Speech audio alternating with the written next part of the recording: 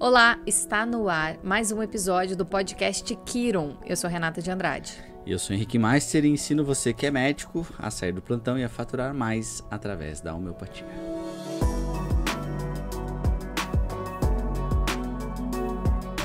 Episódio de hoje é o método Kiron e o fim da repertorização Será o fim? na homeopatia. Será o fim? Seria o fim? Será que a gente pegou o cara que tá vendo com esse título? Gente, fim da repertorização. Fisgamos. Homeopatas de cabelos em pé. Meu Deus, ele vai acabar com a repertorização. Que sacrilégio. Eu, como acho que Não tem a menor ideia o que é médicos, repertorização, então... eu estou com os médicos que não são homeopatas aqui perguntando o que é Que repertorização. choroca é essa, né? Chegaremos lá. Qual a primeira pergunta do episódio? O que é homeopatia Não, e não, o que é...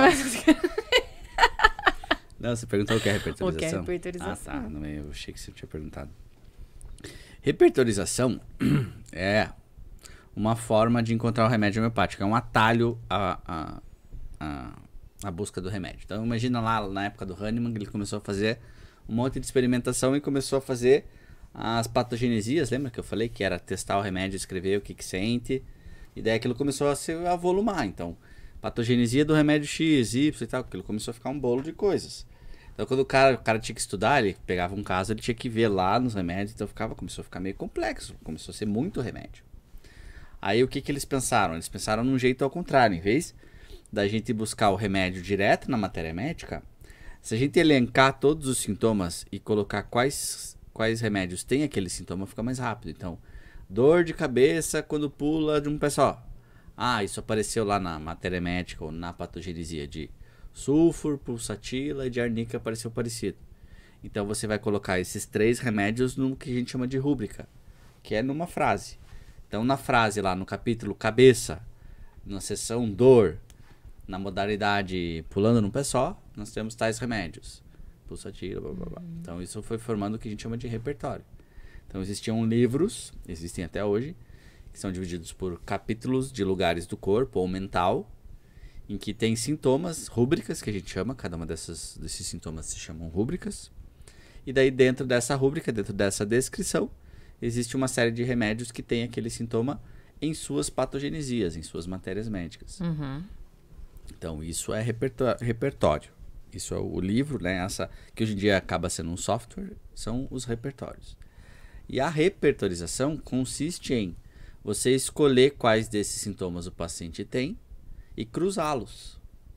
Então, se em determinado sintoma tem sulfur, pulsatila e arnica, no outro tem sulfur, magnésia carbônica e aloxano, e no outro tem sulfur, você percebe que sulfur pega os 3. Então, na repertorização, que hoje em dia é um software, você coloca lá todos os sintomas que você quer do paciente e ele vai te mostrar qual remédio que cobre a maioria daqueles sintomas. Uhum. Então, isso é o que o homeopata tradicional, podemos dizer assim. Na homeopatia clássica o faz. O grosso é a gente buscar naquela descrição do paciente, no que ele nos fala, como é que nós vamos traduzir a linguagem do paciente para uma linguagem repertorial, ou seja, transformar aquilo que ele nos fala em linhas lá, ou acessos, né, ou rúbricas do repertório, para que cruzando eles nos mostre qual talvez seja o remédio mais adequado para prescrever a ele. Okay. Porque se a maioria das coisas que ele falou apareceu lá na matéria médica ou na patogenesia daquele remédio, talvez esse seja o remédio do paciente. E no método Kiron, qual que é o papel da repertorização na prescrição, na procura do medicamento? No método Kiron, a gente não busca o remédio através desse processo. Esse processo ele vai ser um auxiliar para a gente, mas não é a primeira coisa que a gente vai ter que fazer. A gente baseia no método Kiron, em vez da gente buscar transcrever o que o paciente nos diz para uma linguagem repertorial, a gente busca traduzir o que o paciente nos diz para os nossos eixos, tropismo e temática. Ou seja, a gente não busca entender do paciente quais rúbricas ele está nos falando. Deixa a rúbrica para depois, a gente não precisa nem saber se você não quiser. Mas você vai entender qual que é o tropismo e qual que é a temática. Isso faz com que você nem pense no remédio durante a tomada de caso, o que é uma grande vantagem. Os médicos homeopatas que estão me ouvindo sabem que isso é uma grande dor, assim, a gente tem que ficar pensando em rúbrica. Porque é difícil você traduzir exatamente, o paciente não leu a rúbrica. Então você tem que entender que ele falou, isso é difícil. aquilo que ele falou encaixa em tal rúbrica. Que tem que traduzir. Por exemplo, ele é consciencioso. Tem uma rúbrica que é consciencioso. O que é isso? Pode ser, a gente pode... boa pergunta. Porque você começa a ter que entender o que é consciencioso. Que é tipo organizado, assim. Mas tem outra que é fastidioso. Que também é organizado, mas um pouco mais. Agora, será que aquilo que ele falou pra mim se encaixa nessa rúbrica? Quando lá na matéria médica que o cara fez a experimentação, quando ele falou fastidioso, ele quis dizer exatamente o que esse paciente está falando? Ou ele quis dizer outra coisa? Quem fez o repertório colocou essa rúbrica direito, certo? Ou ele errou essa tradução? Era do alemão, foi para o português. Será que tá certo? Será que não é um telefone sem fio que começou sendo errado e daí foi errado até o final? Então tem várias limitações no repertório. Uma delas é essa. A segunda é que é difícil traduzir às vezes para uma linguagem repertorial o que o paciente está te falando. Você não sabe se é fastidioso ou consciencioso. Você não sabe se é medo de uma coisa acontecer ou se é ansiedade pelo futuro. É parecido, né? Então essas são grandes dificuldades dos homeopatas. A complexidade da homeopatia que o método busca reduzir, muito dessa complexidade está nesse processo de repertorização e repertório, né? Então, no método, a gente transpassa esse problema porque o repertório não é que a gente não vai usar, não é o fim do repertório, tá? Eu só pus esse título para você assistir até agora. Mas ele ganha um papel muito diferente. A gente até pode usar ele lá no final, quando a gente tiver em dúvida entre 2, 3 remédios, entra lá e veja as rúbricas que ele tem e veja se bate com alguma coisa do caso. Mas como uma confirmação e não como algo essencial para você poder buscar o remédio. Mas não respondi a tua pergunta ainda. Eu sempre viajo e esqueço da pergunta. A pergunta era como é que o repertório age no método químico. Isso. Então a gente pega essa linguagem do paciente, busca o tropismo e a temática, entender a temática. Aí a gente tem o grande artifício que é o algoritmo. E nós vamos entender dentro do algoritmo onde que aquela temática e aquele tropismo aparecem naquelas sugestões que o algoritmo nos dá.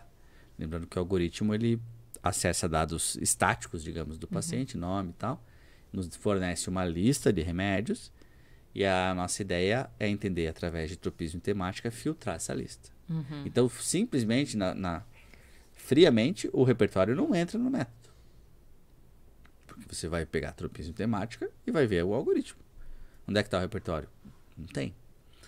Nem sempre você vai conseguir, só por tropismo, temática e algoritmo, achar o remédio. Se você conseguir, você vai prescrever sem repertorizar. Oh, meu Deus, como é que você vai prescrever sem repertorizar? Tem homeopata que fica desesperado quando ouve falar isso. Mas é a vida. Tá? Eu quase botei o título dessa live, O Futuro da Homeopatia. Porque eu acho que o futuro é meio por aí. Tá? Porque não precisa entrar nessa. Já brigamos demais falando que o fim da repertorização já basta esse. Mas se você, com o tropismo, a temática e o algoritmo, fica, sei lá, em dúvida entre 2, 3, não tem uma temática muito clara, não tem um tropismo muito claro, estou na dúvida entre alguns, nada impede de você pegar aqueles alguns e jogar no repertório e ver como que o repertório pode te ajudar. Mas a diferença é que, querendo ou não, se você faz essa escolha pelo processo de repertorização, tem remédios no sistema, ou no livro, ou no software, que tem 30 mil rúbricas, ou seja, 30 mil sintomas o remédio tem. E tem outros que tem 500. 1000. Então é muito desproporcional. O que vai acontecer quando você repertoriza? Sempre vai aparecer aqueles remédios que tem 30 mil rúbricas. Então sempre na repertorização vão predominar os remédios que têm muitas rúbricas.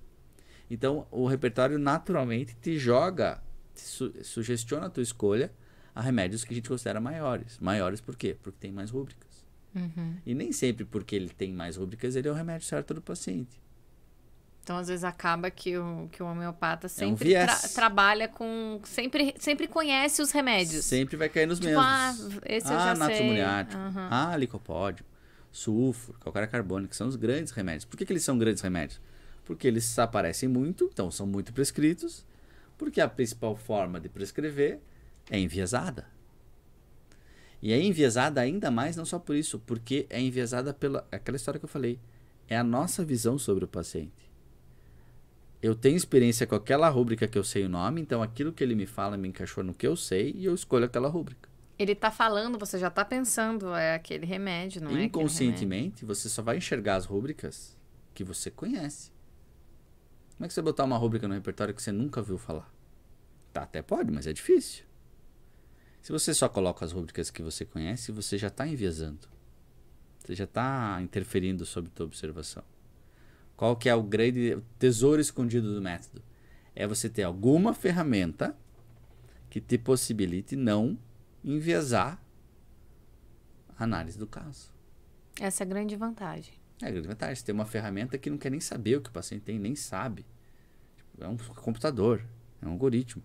Que analisa nome, Analisar data nome, de data de nascimento nascimento. e país. Aí os homeopatas também chamam caído. Já desligaram. Não, tem O um cara episódio fala só. que não usa repertório.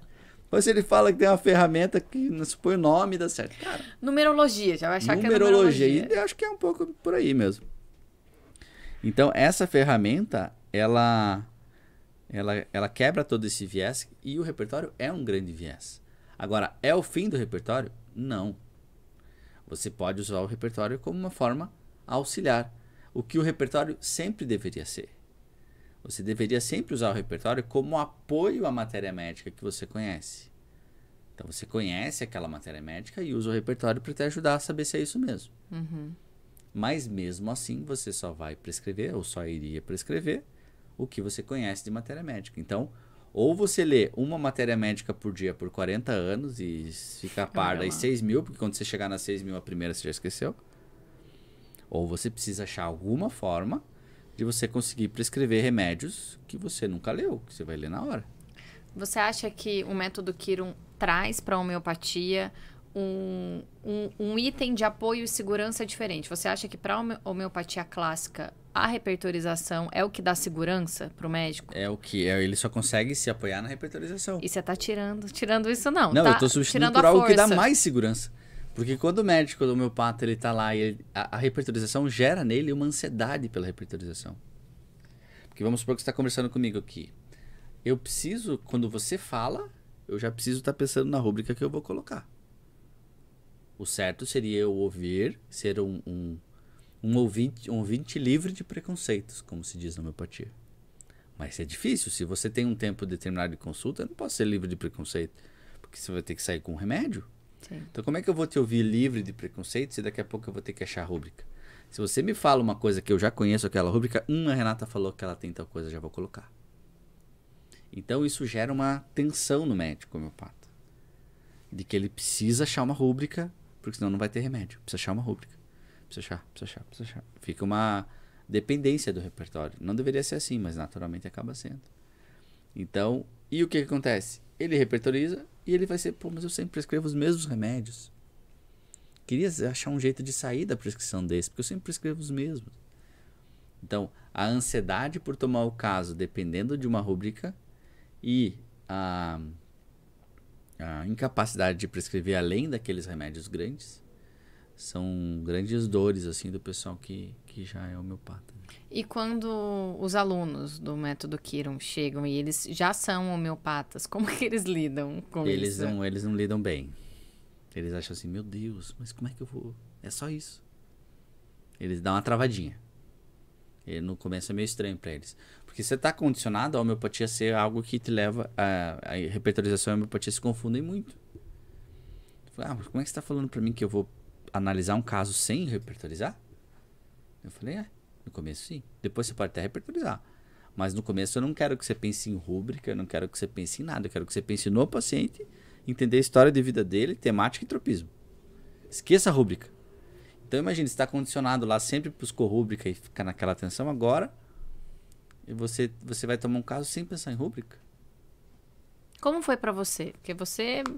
É que pra mim é difícil porque Passou foi uma pelas transição, né? Eu fui indo. E eu nunca gostei da rúbrica. Desde o início eu falei, cara, isso aqui não vai, eu não consigo. Eu sempre fui meio avesso à rúbrica, assim. Pra mim nunca fez sentido. Eu nunca consegui estudar aquilo, assim. Porque sempre tinha um cara, assim, mais velho que sabia mais. Claro, tem mais experiência. Eu uso aquele livro há anos. O livro fica todo manchado do lado, porque os caras ficavam vendo aquilo toda hora. Eu falo, cara, não tem como eu chegar no conhecimento igual a esse cara só com o tempo. Eu preciso achar um atalho. Então, pra mim, foi diferente. É diferente do pessoal que chega buscando isso, se esforçando para chegar lá, e de uma hora para outra chega um cara que fala, ó, não precisa mais fazer assim. E hoje você... Pare de fazer assim. Sim. E você ainda usa repertório? Uso e incentivo todos os alunos a usarem também. Mas de uma maneira diferente, De que é uma o que você maneira está propondo. diferente. Ele tem que ser usado de uma maneira diferente. Isso muitas vezes gera nos alunos assim um medo, mas será que então esse método vai contra a homeopatia clássica? Porque se for contra eu não quero fazer. Então a gente é tão doutrinado na homeopatia a entender que a homeopatia clássica tem que ser clássica. Remédio único, não pode misturar remédio, não pode tratar a doença, tem que tratar o doente como um todo. E a gente fica às vezes, isso está certo, mas a gente às vezes fica meio engessado naquilo. O próprio conceito de tropismo, de entender que o remédio também tem que ter uma ação local, às vezes dá uma quebrada. Mas eu não trato a doença, eu trato a totalidade. Sim, mas parte da totalidade é a doença, né? Sim. Então são conceitos que gera uma primeira impressão meio de um bloqueio, assim, de quem chega, do homeopata que chega. Mas depois que ele toma o caso a primeira vez, ou o segundo, e ele vê como é tranquilo. Porque o que acontece? Em vez de ficar pensando, você simplesmente ouve teu paciente. A tua função agora é ouvir, é entender a história. Entender as sensações que surgem daqueles nós da história de vida. É entender o tropismo. Então a consulta fica... tira um peso, assim. Porque daí, na pior das hipóteses, daqui a pouco o teu algoritmo vem e ele te ajuda a prescrever alguma coisa. E depois o repertório tá lá, se você quiser dar uma olhada. Tá lá, tá lá. se você quiser ver, mas se também não quiser, não precisa. Então, tira um peso grande, assim, das costas do médico. E aquela história dele ficar meio machão, assim. Porque no começo ele tem medo de tudo, porque, não vou achar a rúbrica. Depois que ele vê que é assim, ele fala, não, então beleza, vamos aí. Eu só preciso, é bem mais fácil, né? Sim. E os médicos, alunos, que não são homeopatas? Aí é melhor, é mais legal ainda de ver. Não, porque pra eles a homeopatia, que é o primeiro contato que eles têm, não tem repertório. Ou, tipo, tem um repertório, o repertório é aquilo. Então é muito legal de ver a diferença que o médico que não estudou homeopatia chega no Kiron, a relação dele com o repertório, e a relação do médico que já é homeopata com o repertório. Porque pro homeopata, o repertório é a vida. Sim. E pro médico não homeopata que chega e tem o contato dele com a homeopatia a primeira vez com o Kiron, ao meu ver, ele realmente coloca o repertório no lugar que o repertório tem que estar. Não há um conflito. Porque para ele a primeira impressão que ele tem é aquela. Então, é uma vantagem para o não homeopata chegar e já... Como eu falei, né? Existem dúvidas e existem dores inerentes ao não homeopata e ao homeopata. Sim. Dentro do Kiron. E essa é uma grande vantagem, porque imagina, ele vem sem vício algum. Ele vem sem saber que existe uma diferença entre fastidioso e consciencioso. Ele nem sabe o que é isso. Ele talvez nem vá saber, ou talvez vá buscar lá, quando buscou um remédio, viu, ele tem essa... eu botei um remédio lá e tá na rúbrica lá, consciencioso. O que é consciencioso? Aí ele vai ver. Mas porque ele viu a característica em um paciente antes. Né? Então, essa é uma vantagem do não homeopata. Eu acho que ele já começa na homeopatia com o pé direito. Aí vou puxar a sardinha pro meu lado, mas eu acho que ele já começa certo. Assim. E o que eles relatam, principalmente os homeopatas, né? Depois de começar a colocar em prática, vencer o medo, o desconforto. Depois que eles passam pelo susto, aí eles passam pelo túnel escuro, aí tem aquela luz no final, aí depois eles estão naquela... Sabe aquela novela Viagem? Lembra que tinha? Não sei se era da tua época. Sim. Sabe? Sim. Tinha aquele céu que tinha um gramado. Sim. As pessoas de branco. Me dá a impressão que ele passa por um túnel e daqui a pouco ele chega naquele cenário da viagem. Meu Deus, que paz, que alegria que é tomar um caso.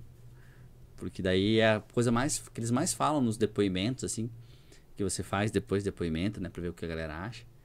Eles têm uma... Nossa, como é que eu não sabia disso antes? Nossa, como é que é mais tranquilo? Como é que é menos complexo? E não porque eles abandonaram o repertório. Eu vou falar isso várias vezes, porque realmente o repertório é um aspecto muito clássico, assim, e não por acaso. Eu acho que ele revolucionou a homeopatia e ajuda muito. E na grande maioria dos... Não digo na maioria, mas... E muitas vezes a gente ainda, obviamente, continua repertorizando. Mas o repertório passa a ter um papel coadjuvante. E isso faz grande diferença. E aí, é claro, né? Como você tem alunos homeopatas e não homeopatas, você sugere, homeopatas, já sabendo que você vai sofrer nesse momento, comece desse jeito. E para os Sim. não homeopatas, não. Comecem com tudo, já tira o repertório. É, Como eles você não, faz? quando surge, quando a gente faz talvez uma reunião com todo mundo, eles nem entendem, mas por que eles estão tão estressados com a história do repertório, se é só isso? Então, para os não homeopatas, nesse sentido, eles têm outras dores. Eles têm mais dificuldade em entender que você tem que tomar o caso, voltar à totalidade, que para o homeopata é óbvio, ele já sabe a tomada de caso. Se ajusta, mas ele já sabe. Para o não homeopata, o impacto que o homeopata tem com o repertório, para o não homeopata é passar a fazer uma consulta que não visa só o diagnóstico, visa entender o paciente como um todo. E para isso eles não entendem direito. Ele quer o diagnóstico, porque ele está treinado ao diagnóstico. E fala, não, beleza, o diagnóstico é importante, mas eu preciso ir além do diagnóstico. Isso eles travam, mas eu não sei ir além do diagnóstico. Então são dores diferentes, né? O que para o homeopata ele tira de letra, ele já está condicionado a isso. Para o não homeopata, essa parte, por exemplo, é mais difícil. E todos os remédios para o não homeopata é tudo novo, Tudo, né? isso E para é o uma homeopata, Ele não sabe o que é remédio grande e o que é remédio pequeno. Ele não conhece nenhum. Ele tanto faz. Ele dá a mesma importância para um natro amoniático, que é a homeopatia lá, o cara da homeopatia ouviu 300 vezes, para um remédio aloxanum que o da homeopatia nunca ouviu falar, mas ele também não, então para ele é a mesma coisa. Isso é uma vantagem também. Perceba que para o não homeopata tem mais vantagem do que desvantagem. É porque eu acho que as vantagens do homeopata são mais impactantes, assim. Ele tem poucas vantagens, mas as que ele tem mudam completamente a rotina de trabalho porque dele. ele já toma um caso diferente e tal. Porque qual que você considera que seja a maior dor do homeopata? É a escolha da É a médica? complexidade. Esse processo é muito difícil. Sair só remédio grande, não saber fazer repertorização. Essa é a maior dor. E pro não homeopata, não existe dor porque ele não conhece essa possibilidade. Então, é até diferente essa questão. Até pensando nas aulas, são arquétipos diferentes. Não sei se você chegou nessa parte dos arquétipos. Não. Essa pele, né? Não. Ou pro não homeopata, eu preciso mostrar que é uma oportunidade a homeopatia. Então, eu mostro para ele que é uma oportunidade e depois eu amplifico essa oportunidade e mostro que ela é ainda maior através do método. Pro não homeopata. Pro homeopata, eu tenho que mostrar diferente. Ele já sabe que é uma oportunidade porque ele já faz. Então eu preciso mostrar no começo que ele está fazendo errado, ou não tão bem, mostrar, a repertorização está errado, sei lá, só para... E num segundo momento mostrar o jeito certo, através do método. E daí no terceiro momento, que é a amostra lá, que é mostrar como é que é igual para os dois. Sim. Mas para o não homeopata eu apresento uma oportunidade e amplifico essa oportunidade através do método.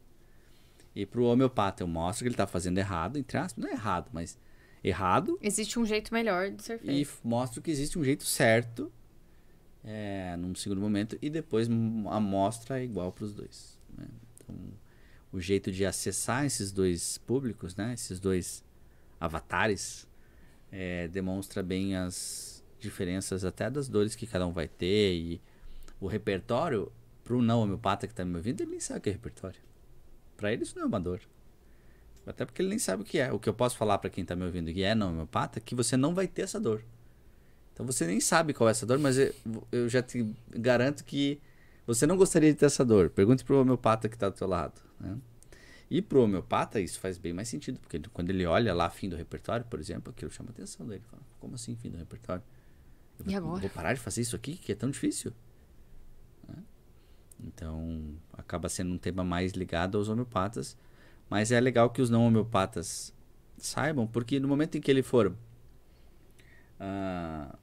se inteirar lá da homeopatia, pesquisar um curso e tal, ele vai ver essa palavra em algum lugar. O que será essa aula de repertorização? O que será repertorização? Tô sabendo que tem uns softwares aí que o pessoal compra e tal. O que será isso? Então aí nesse episódio a gente já explicou naquele comecinho, a gente explicou o que era, né? Sim. Então ele já sabe que tem um atalho. Porque eu acho que a dor maior do médico não homeopata é o que você falou, né? De tratar como um todo. Aí pra ele que trava isso, né? Não é comum, né? Ele saber. Sim. Mas se o cara tá propenso a isso, a dor dele é não ter essa possibilidade, né? Porque se ele já escolheu o método Kiron é porque ele tá sentindo essa necessidade de tratar porque lembra o no paciente. começo a gente já falou disso. Quando eu mudei essa promessa, a gente falou disso no episódio que a gente fez essa transição, a promessa lá dos primeiros episódios era tratar como um todo, tratar como um todo. A gente não falava muito da homeopatia. A homeopatia era o veículo. Agora, eu cheguei à conclusão que não adianta querer trazer o médico que não tá aberto a essa possibilidade da própria homeopatia ou de tratar como um todo. Se pra ele isso, pô, nem ligo, acho que isso não funciona e tal. Cara, não é o lugar, não vai nem estar ouvindo até agora. Agora, pro médico que mesmo que não faça homeopatia, mas admite essa possibilidade, ele sente a dor no dia a dia dele de, putz, eu não consigo tratar o paciente como ele deveria, tem coisas que eu tenho que ouvir e eu tenho que ignorar o que ele me falou, porque eu não posso fazer nada com aquilo que ele me fala. Posso falar com a dor que ele tem, que eu consigo diagnosticar, consigo dar o remédio. Agora, com o problema que ele tem com o marido, com o problema que ela tem com o marido, eu não posso fazer nada. Eu posso ouvir, mas não tem como agir. Então, quando essa é a dor do médico não homeopata, e ele percebe que a homeopatia é uma forma dele ele conseguir abordar os pacientes dele com mais profundidade, aí ele já é um lead mais quentinho. Um grande candidato. Grande candidato, já está no funil de conteúdo.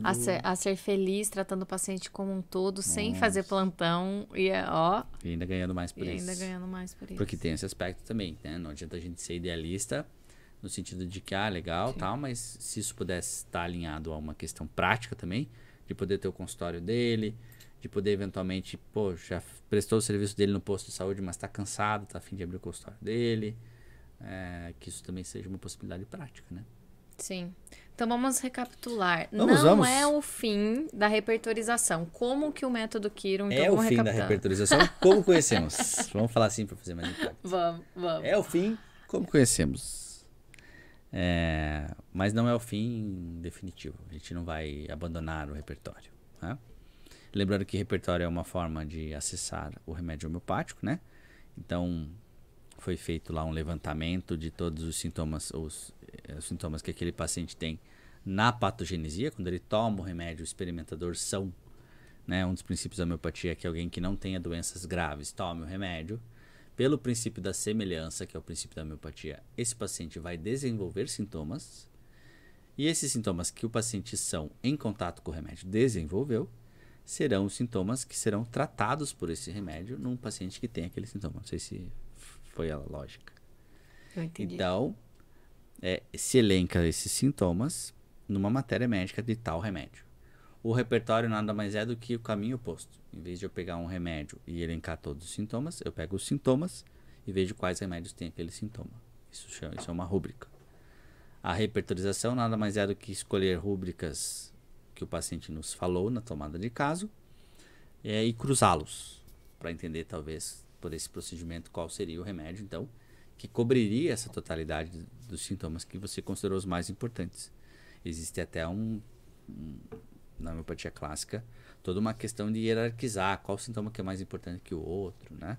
Tem uma lista para você ver, esse aqui vou dar mais peso, esse aqui vou dar menos, a ordem e tal. Tem toda uma parada assim. Então, isso é o repertório, isso é a repertorização. Tá?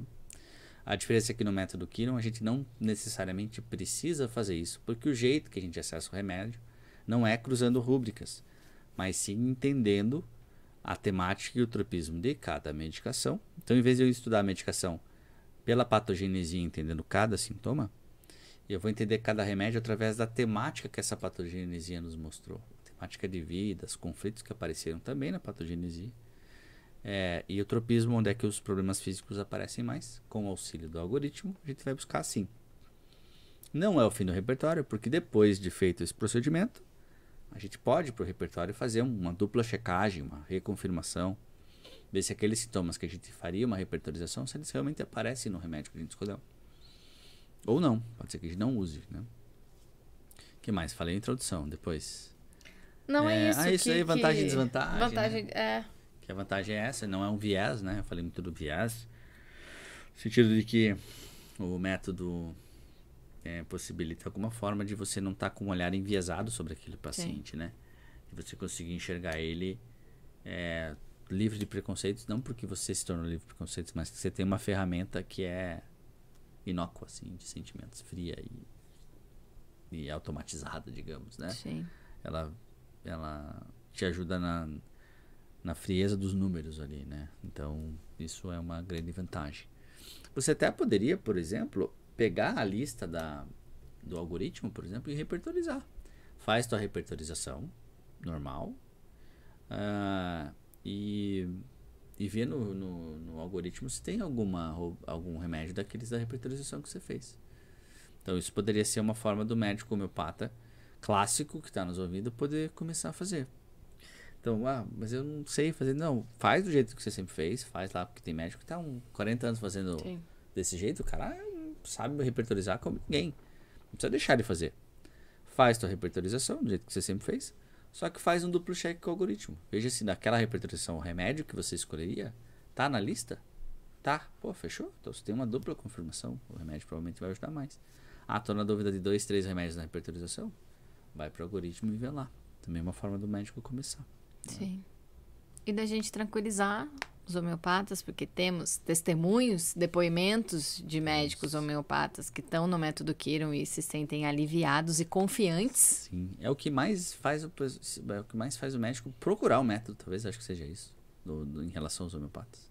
Então, se você é homeopata que nos assiste, tá com essa dor assim, tá meio, putz, acho legal, mas só prescreva os mesmos remédios, a repertorização é difícil pra mim, tem uma saída boa aí. Fique ligado. Fique ligado. Siga @Dr. Henrique Meister. Pode falar os seus arrobas. Tá na hora. hora. Dr. Henrique Meister. Siga lá. Dr. Henrique Meister. 2 cliques na tela para curtir esse vídeo. Eu tô gravando tanto vídeo que eu já tô falando isso automático. 2 cliques na tela. Clica no meu nome para me seguir. Dr. Henrique Meister, se escreve Meister, vai se ler mais. Escreve Meister, se fala Meister. Isso aí. É isso aí. Cumprimos o nosso papel, a nossa missão do episódio de hoje. Por aqui me despeço também com os meus arrobas. Vai nos teus arrobas. @libélula _digital_ e @pacundê podcast. Pacundê com C. Isso, com C. Se lê e se escreve da mesma forma. Não é igual mais. Valeu, gente. Até a próxima. Até mais. Valeu.